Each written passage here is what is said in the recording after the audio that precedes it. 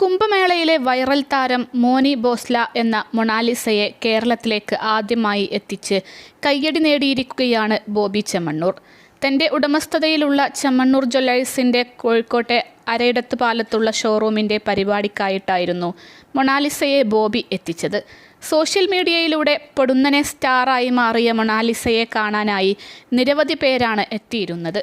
ഇപ്പോഴിതാ ഈ പരിപാടിയുടെ പേരിൽ നടി ഹണി റോസിനെതിരെ വിദ്വേഷ കമൻറ്റുകൾ ചൊരിയുകയാണ് ബോബി ചെമ്മണ്ണൂരിൻ്റെ അനുകൂലികൾ. സോഷ്യൽ മീഡിയയിലൂടെയും ലൈംഗിക അധിക്ഷേപം നടത്തിയെന്ന നടി ഹണി റോസിൻ്റെ പരാതിയെ തുടർന്ന് വ്യവസായി ബോബി ചെമ്മണ്ണൂരിനെ അറസ്റ്റ് ചെയ്ത് ജയിലിൽ അടച്ചത് വലിയ വാർത്തയായിരുന്നു. ഒരാഴ്ചയോളം ജയിലിൽ കിടന്ന ശേഷമാണ് ബോബി ചെമ്മണ്ണൂരിന് മോചനം ലഭിച്ചത്.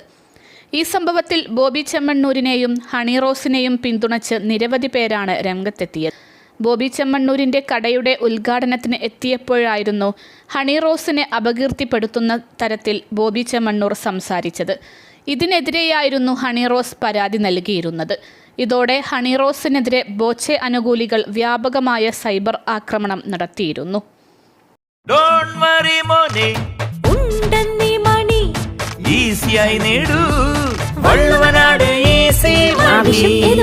പണം ഞങ്ങൾ തരും.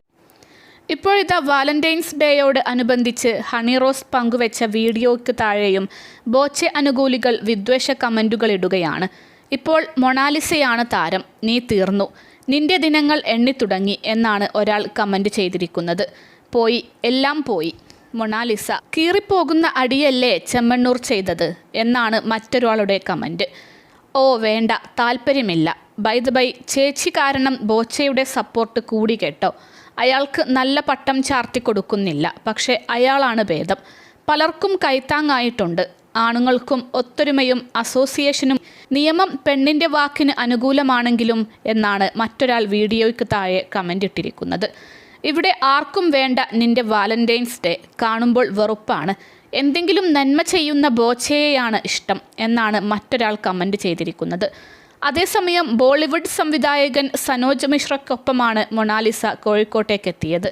സനോജിൻ്റെ ദ സ്റ്റോറി ഓഫ് മണിപ്പൂർ എന്ന ചിത്രത്തിൽ നായികയായി സിനിമയിൽ അരങ്ങേറാനൊരുങ്ങുകയാണ് മൊണാലിസ.